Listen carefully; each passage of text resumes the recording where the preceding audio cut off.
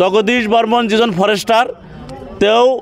কৃষ্ণাই উচ্ছেদিত মানে আমাৰ আশুডুবিত যিসকল মানুহক 12 তাৰিখে জিলা প্ৰশাসনে অমানৱীয়ভাৱে উচ্ছেদ কৰিলে তেওঁলোকক এই জগদীশ বৰ্মন নামৰ যিজন ফৰেষ্টাৰ তেওঁ মুকলিভাৱে ভাবুকি দি আহিছিলে তোমালোকক গুলিয়াই হত্যা কৰা হ'ব মই মোৰ নিজৰ পকেটৰ টকা দি হ'লেও তোমালোকক ইয়াৰ পৰা গুলিয়াই হত্যা কৰিম এই জগদীশ বৰ্মনে এই বিষয়ে ইতিমধ্যে আমি গোৱালপাৰা জিলা প্ৰশাসনক অৱগত কৰিছোঁ যে জগদীশ বৰ্মনে 13 তাৰিখৰ পৰা কণ্টিনিউ উচ্ছেদিত মানুহসকল সৰ্বহাৰা হৈছে গৃহহাৰা হৈছে সেই মানুহসকলক থাকিবলৈ ঠাই নাই ৰাস্তাৰ কাষত তেওঁলোকে তিৰপালৰ তলত আছে নোখোৱা নোলোৱাকৈ আছে খাবলৈ পানী নাই অৰ্ধাহাৰে অনাহাৰে আছে কেঁচুৱাসকল অনাই বনাই ঘূৰি আছে সেই অৱস্থাত জগদীশ বৰ্মন নামৰ মানুহজনে সেই মানুহখিনিৰ ওপৰত অত্যাচাৰ উৎপীড়ন কৰি যোৱা 13 তাৰিখৰ পৰাই কৈ আহিছে তহঁতক গুলিয়াই হত্যা কৰিম এই কথাখিনি আমি গোৱালপাৰা জিলা প্ৰশাসনক অৱগত কৰিছোঁ যে জগদীশ বৰ্মনক আপোনালোকে কণ্ট্ৰল কৰক কিন্তু গোৱালপাৰা জিলা প্ৰশাসনে জগদীশ বৰ্মনক কণ্ট্ৰল কৰিব নোৱাৰিলে আজি জগদীশ বৰ্মনৰ নেতৃত্বত অসম আৰক্ষী আৰু বনৰক্ষী বাহিনী আশুডুবিৰ উচ্ছেদিত জনতাক গুলিয়াই হত্যা কৰিলে এজন মানুহ থিতাতে মৃত্যু হ'ল সাকুৱাত আলী নামৰ সফল ডেকা মানে 18 বছৰ 19 বছৰ বয়সৰ সফল ডেকা সেই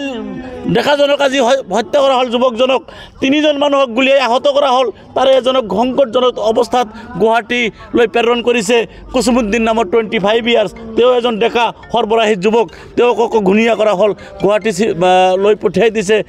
আপোনাৰ কি মেডিকেল কলেজ হাস্পাতাললৈ জীৱন মৃত্যুৰ সৈতে তেওঁ যুঁজি আছে আৰু দুজন মানুহ ইতিমধ্যে আহত হৈছে আকাশ আলী নামৰ 28 বছৰীয়া যুৱক এজন আৰু আমিৰ হামজা নামৰ 27 বছৰীয়া যুৱক এজন এই যে অসম চৰকাৰৰ যেটো হিটলাৰী অসম চৰকাৰে বাছি আমাৰ মুছলমান সংখ্যালঘুসকলক যে উৎপীড়ন কৰি আছে অৱশেষত তেওঁলোকে গুলিয়াই হত্যা কৰিলে আমি জিলা প্ৰশাসনক ৰিকুৱেষ্ট কৰিছিলোঁ আপোনালোকে জগদীশ বৰ্মনক ইয়াৰ পৰা আঁতৰাই দিয়ক জগদীশ বৰ্মনক কণ্ট্ৰল কৰক আজি জগদীশ বৰ্মনৰ সেই যি প্ৰতিশ্ৰুতি আছিল তেওঁ যিটো প্ৰতিশ্ৰুতি দিছিল তহঁতক গুলিয়াই হত্যা কৰিম জগদীশ বৰ্মনে আমাৰ মানুহখিনিক গুলিয়াই হত্যা কৰিলে আমি জিলা প্ৰশাসনক গোৱালপাৰা জিলা আৰক্ষী অধীক্ষকক আমি আহ্বান জনাইছোঁ অতি সোনকালে জগদীশ বৰ্মনক এৰেষ্ট কৰিব লাগে জগদীশ বৰ্মন এজন বিতৰ্কিত বন কৰ্মী বিতৰ্কিত ফৰেষ্টাৰ এইটো বিভিন্ন সময়ত পেপাৰ পত্ৰিকায় আমাৰ সাংবাদিক ভাইসকলেও বাতৰি পৰিৱেশন কৰিছে সেই জগদীশ বৰ্মনৰ প্ৰৰোচনাত আজি আশুডুবিৰ উচ্ছেদিত মানুহখিনিক গুলিয়াই হত্যা কৰা হ'ল গোৱালপাৰা আৰক্ষী মহোদয়ক আমি আহ্বান জনাইছোঁ অতি সোনকালে জগদীশ বৰ্মনক গ্ৰেপ্তাৰ কৰি জেল হাজতত প্ৰেৰণ কৰিব লাগে জগদীশ বৰ্মনৰ কি ইণ্টেনশ্যন তেওঁ কোনে পৰিচালিত কৰি আছে কাৰ প্ৰৰোচনাত কাৰ নিৰ্দেশত জগদীশ বৰ্মনে এই মানুহখিনিক হত্যা কৰাৰ ভাবুকি দি অৱশেষত হত্যা কৰিলে এই মানুহখিনি 1951 চনৰ NRCত নাম থকা মানুহ তেওঁলোক থলুৱা মানুহ জিলা প্ৰশাসন আৰু গোৱালপাৰা অসম জিলা প্ৰশাসন আৰু অসম চৰকাৰে ক'ব খোজে এই মানুহখিনি বিদেশী মানুহ নহয় আমাৰ হাতত তথ্য প্ৰমাণ গোটেইখিনি আছে এই মানুহখিনিৰ 1951 চনৰ NRCত নাম আছে 1965 চনৰ ভোটাৰ তালিকাত নাম আছে 1970 চনৰ 71 চনৰ ভোটাৰ তালিকাত নাম আছে কণ্টিনিউৱাছলি 2024 চনৰ 28 ফেব্ৰুৱাৰীত যিটো ভোটাৰ তালিকা প্ৰকাশ কৰিছে গোৱালপাৰা জিলাৰ আয়ুক্তই সেই ভোটাৰ তালিকাত এই মানুহখিনিৰ নাম আছে আৰু তাতে স্পষ্টভাৱে মেনশ্যন আছে আশুডুবি ৰাজহ গাঁও বুলি সৌহিদিনালৈ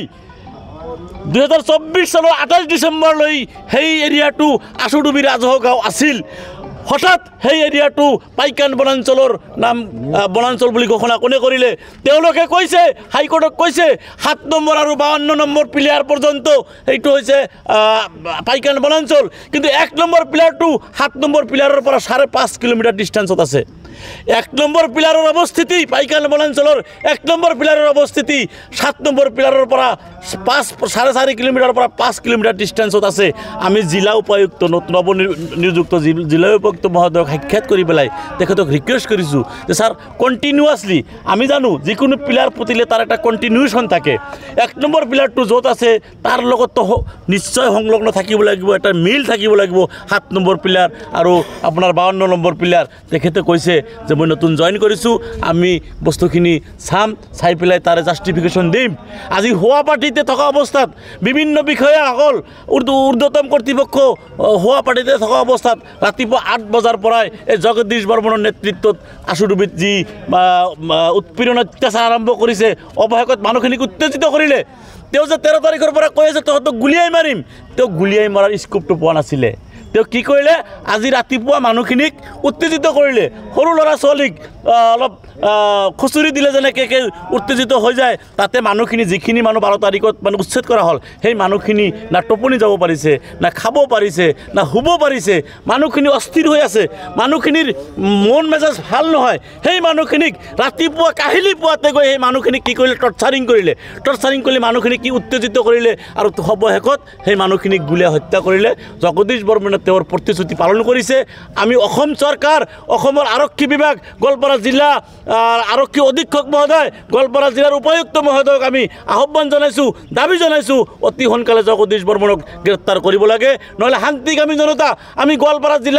জিলাবাসী শান্তিকামী মানুহ আমি গোৱালপাৰা জিলাৰ মানুহ কেতিয়াও শান্তি নিবিচাৰোঁ যিকোনো দেশৰ যিকোনো পৰিৱেশ পৰিস্থিতিৰ সময়তো আমি কিন্তু গোৱালপাৰা জিলাৰ সকলো জাতি জনগোষ্ঠীৰ মানুহ শান্তিৰে বসবাস কৰোঁ এই শান্তিপ্ৰিয় এই শান্তিকামী গোৱালপাৰা জিলাত এই শান্তিৰে বসবাস কৰি থকা গোৱালপাৰা জিলাবাসীক কোনোবাই অশান্তিৰ মাজত ঠেলি দিব বিচাৰিছে কোনোবাই বিহাৰী আহি পেলাই আমাৰ ওপৰত অত্যাচাৰ কৰিব বিচাৰিছে যোৱাকালি তেওঁ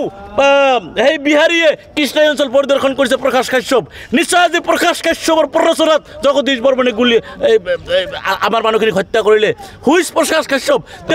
তেওঁ মাটিৰ মাফিয়া তেওঁ আমাৰ গোৱালপাৰাত বসবাস কৰা ৰাভা জনজাতীয় মানুহৰ মাটি 38 বিঘাকৈ মাটি চাৰ্কেল অফিচাৰক প্ৰভাৱিত কৰি নিজৰ নামত ৰেকৰ্ড কৰি লৈছে সেই বিহাৰী অনামী অসমীয়া বিহাৰীয়ে আমাৰ গোৱালপাৰা জিলাখনত অশান্তিৰ পৰিৱেশ একটা সৃষ্টি কৰাৰ কাৰণে চেষ্টা কৰে প্ৰকাশ কাশ্যপৰ উচুতিত আজিৰ ঘটনাটো হৈছে প্ৰকাশ কাশ্যপে যোৱাকালি কৃষ্ণাত গৈছিল প্ৰকাশ কাশ্যপে অপেন আমাৰ মানুহখিনিক টাৰ্গেট কৰি কথা কৈ আছে প্ৰকাশ কাশ্যপে ৰাভা জনগোষ্ঠীৰ মানুহৰ মাটি বেদখল কৰিছে আৰু জগদীশ বৰ্মনে 13 তাৰিখৰ পৰা গুলিয়াই মাৰিম তহঁতক বুলি কৈ আছে